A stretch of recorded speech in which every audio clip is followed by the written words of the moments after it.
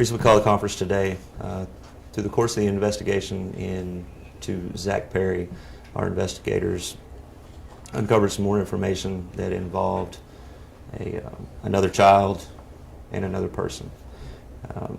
Once they obtained enough, they got a search warrant and an arrest warrant for the other person involved, and on Friday made an arrest in Adair on that part of the case. In the course of that, they added additional charges to both Perry and Miss Skelton. They're both in jail at this time. The biggest concern for us right now is, since this is a continuing investigation and is still ongoing, we're concerned that there could be more victims out there that we're not yet aware of. So if anybody has possibly had a child in contact with Mr. Perry, then we would like them to call the police department and let us know. The investigators are still deep into the electronics investigations part of this, and it's going to take them some time to get there. So if by some chance somebody feels like their child could have been in danger or been in contact with Mr. Perry, our investigators are asking, send pictures or something that can be used to identify. As of right now, I don't think we have anything else to suggest that, but it's something that we also want to make sure we're looking into as well. There was a bond hearing. There was a bond hearing scheduled for this week. It's now been stricken and probably be moved to next week. And as I said, Mr. Perry was charged with additional charges yesterday. Can you go through those charges? Human trafficking and I believe more exploitation charges. Human trafficking. Delve into that. What does that mean? How does that apply in this case? Basically, from what they're understanding or what the investigators are working with, we think there was an exchange for possibly some child pornography in exchange for money. Kind of what we're looking at right now. Again, it's still ongoing. They're still working on it. So as they continue on, then we'll have more details. But right now, we're a little limited on what we can release as far as that part. The relationship between the two? Between who? Skelton and the gentleman? They're still working on that right now. Is that woman the one who originally called you, who was originally reported this? No. Okay. No. When people think of human trafficking, they think maybe of a child being kidnapped or something, taken away. Right. Has there been a situation where something's happened with a child directly, moved from one place to another, or some exploitation that you know of a local child here? We know of the child of a child, which is part of the additional charges that was brought to other places in exchange. So that's where the human trafficking part is coming from. This wasn't a kidnapping or anything like that to where the child was being sent to someplace else and never coming back. Is this in addition to the child identified as a DS in the affidavit? I'm assuming so, yeah. I would guess, yes. And secondly, are you and the feds looking at this possibly as being a federal crime issue since a minor taken across state lines for the purpose of child abuse in return for payment? I'm sure that's something they'll look into at some point, but again, the investigators are not even halfway through going through all the electronic devices and all the elements of the case as far as evidence. It's going to take time, and they're stretched pretty thin to try to get through this case the right way to make sure every T is crossed and every I is dotted. So it's going to be a process, is what I'm saying, to get to where that may happen. Can't say that it will at this point, but it's possible. So you haven't been in contact with the feds? Not as far as I know. So this local child was just identified through photographs that were recovered on these electronics? I'm not sure if it was photographs or if it could have been possibly messages. I'm not 100% positive on where they got to that point. Do you have any concern about his role as a firefighter, his role as a clown? I'm actually glad you brought that up. No, we have absolutely nothing to indicate that his job as a firefighter has anything to do with what's going on in this investigation. I'm sorry, the recording, whoever's filming it I'll fix it. is. I turned it down once. That's damaging the recording, so, sorry. Didn't figure you want birds chirping and all that. So, we were asking about his role as a firefighter. No, we have absolutely nothing to suggest his position as a firefighter with the Muskogee Fire Department has anything to do with what they're investigating now.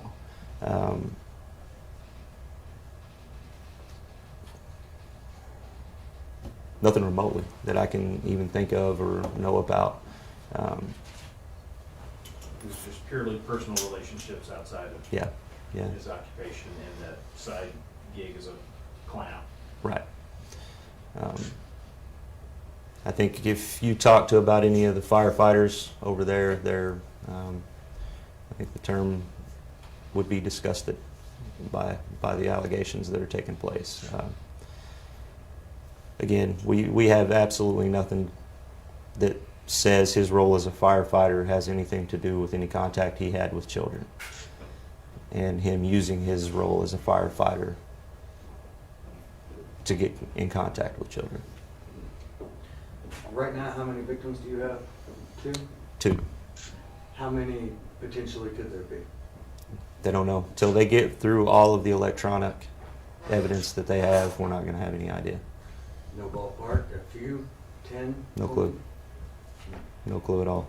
Could they be in other areas outside of Muskogee? Could be, yes. possibly? Yeah. Talk about why that is. Why could they be in other areas outside of the city? Well, the internet is is worldwide, so anytime you're using the internet or any type of messaging apps or social media, then that can spread, globally if you wanted to. So we're not just restricted to investigating in our area. The net is going to get wider as we go, depending on what they uncover while they're going through all the evidence.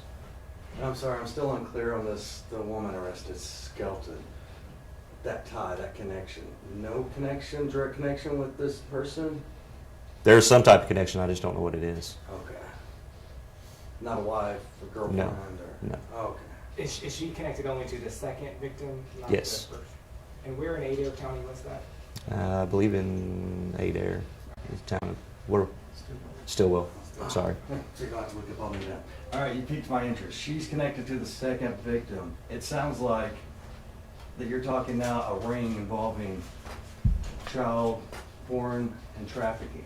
Is that correct? It's possible. Expand on that. Again, we can't, with it being an ongoing investigation, I can't give specifics on who's involved or how many people are involved. We're not at that point yet. We're still in the initial stages of the investigation, and as they go through the evidence, we could uncover more. But at this point, we're not there. Safe to say more people could potentially be suspects and could be looked at in this case. Yes. Is all your evidence obtained so far through the electronic databases of cell phones, computers, that type of stuff? I don't think that's all the evidence, but I think that's a lot of what's going on is all electronic based at this point. Well, do you have any witnesses besides just, you have evidence besides electronic? You have any human witnesses? Well, we've got the initial caller, Well, above and beyond what you probably. not that I'm aware of, no. Okay. So was this, were these folks making child porn and distributing it outside of their little world? Were they making child porn first? Were they shooting pictures Kind of sounds that way, yeah. and then they were distributing it to each other or So who knows? Right? Who knows at this point? Like I said, until they get completely done with all the electronic evidence, we're not going to know how far everything reaches. I think the last thing I heard was they were about 25% of the way through it, and every time another arrest is made, now they've doubled their workload, and then if there's another, then it's tripled, and so on. So this is not a case where it's going to be open and closed in a couple of weeks and they're done. It's submitted, it goes to the DA, and then we just wait on testimony and a trial. This is going to take these guys time, and they're working extremely diligently to make sure they don't miss anything, because the potential for other victims to be out there is extremely high. When you start talking about the internet and apps and messaging and electronics. So they want to make sure they're going through everything slowly and precisely so they don't miss anything and potentially end up a would-be victim that we don't find out until years later, and then they have to relive this all over again. You said you'd love for parents that have some suspicion to come forward and get in touch with you guys. How would anybody know? How would a parent know that their child could possibly be involved in this? Well, I would hope that a parent would know if their child is involved with a name that's getting thrown out in child porn or human trafficking. It's as simple as if they think their child could have been involved or been around somebody that knows somebody else. It doesn't matter. It's as simple as giving us a call, let an investigator talk to you for a couple of minutes, and then kind of get an idea and a gauge of where we're at, and then see if it's going to end up being relevant to the investigation. Because the more people we talk to, and as they go through this and they find more evidence, and we can link more victims to a crime, then that's more people that we're helping. And that's more evidence we have to get a predator off the street. Any tips for parents who may or may not, whose children may or may not be involved, how they can get more involved in their children's lives? You can't, in today's world, you can't give a child a phone or a tablet and a laptop and just, here you go, here it is. You've got to know what they're doing with it. What are they using it for? What is on it? What apps do they have? What is on those apps? I don't believe that a child under the age of 18 who has a cell phone that's being paid for by a parent should have a passcode on it that the parent doesn't know. That parent should be able to pick up that phone or that tablet or that laptop, log straight into it, and look and see exactly what they're doing at all times. If they have social media apps, if they have messaging apps, the parent should know the login and password for every one of those that child has. And that helps to limit and restrict some of this stuff as far as the kids getting involved without a parent's knowledge. It's as simple as being involved with your kid and knowing what's going on in their lives, and not just handing them an iPad and saying, here you go, have fun. Be involved and make sure you know what they're doing with it at all times. We're not talking about just a few pictures. From what we've heard, it's more than 1,000. Do you know? I don't know if there really is a number at this point. Do you know, like, the timeline, how far back these crimes possibly dated to? I believe it's going to probably be over a year, possibly. So was his estimate good? Are we talking nearly 1,000 images, videos, ballpark? Higher, way higher. More than 1,000. Yeah. And the age range of potential victims, I heard 10 years old. What's our age range? It doesn't matter. I mean, there's no way for us to specify an age range, because if we specify an age range, then we're eliminating people that could be victims that we don't want to eliminate. So it doesn't matter. Age is no concern for us. But as far as potential victims, what you're finding, young children? So far, yeah. The two we've had so far, yes. But not limited to that potentially? No.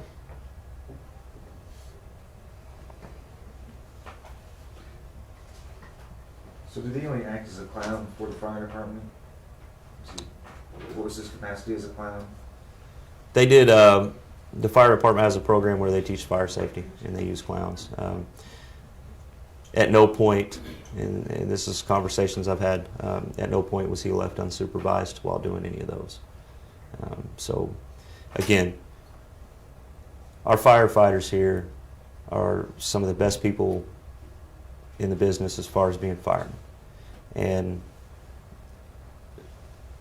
what he has done outside of work has no correlation and has no way of reflecting on the Muskogee Fire Department and the men that serve in that department. I think if you talk to a few of them, they would tell you the same thing. How did they make contact with these two kids? The investigators, How did the suspects? I don't think they know that yet, or if they do, I haven't seen it yet on how they got to that point.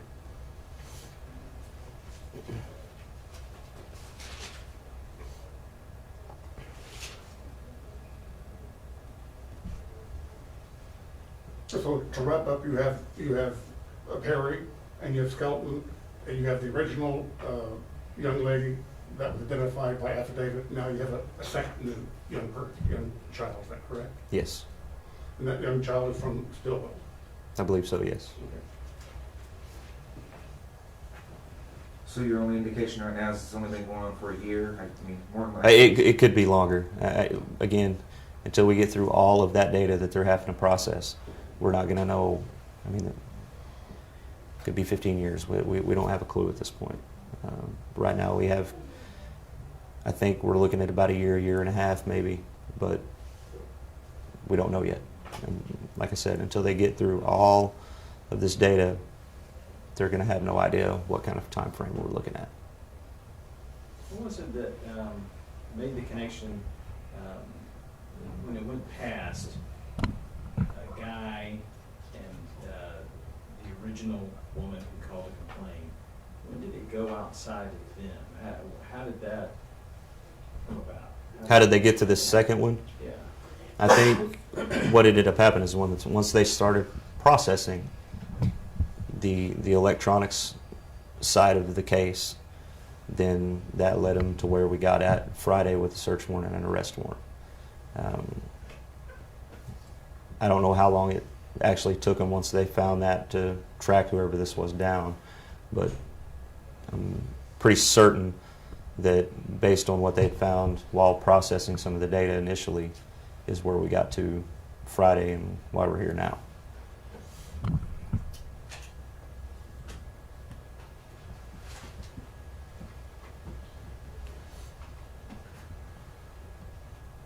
Good. That's all the questions I have. Looking at your crystal ball, 25% done. When's it gonna be complete? Who knows? Who knows? I mean, like I said, if you arrest another person, that's more evidence that you've got to sift through. You arrest another person, that's more. And it just keeps building and building if they make more arrests. All right, in closing then, from what I've heard and not covering the story, it's kind of concerning. Potential child porn, human trafficking ring that you don't know how many suspects, potentially numerous, and you don't know exactly how many victims, potentially numerous. That's concerning for anyone, is it Yeah. not? Yeah. Talk about that. Well, I mean, these cases aren't easy. It takes time to process. Again, it takes time to sift through photos and messages and apps and computers and tablets and cell phones and whatever else And what they're I'm getting using. at is that your suspects and your victims are alarming too. Nobody thinks a firefighter could be associated with this. Him being a firefighter has nothing to do with the case outside of this. Gotcha, but as far, it's just concern for the community and police. I don't think that people should be concerned with our firefighters at all. You know, you can't. I understand where you're going, and I understand the sentiment, but at the same time, you can't hold the actions of one against everybody. So I understand there are no other suspects beyond Perry and Skelton at this time. At this time, yes.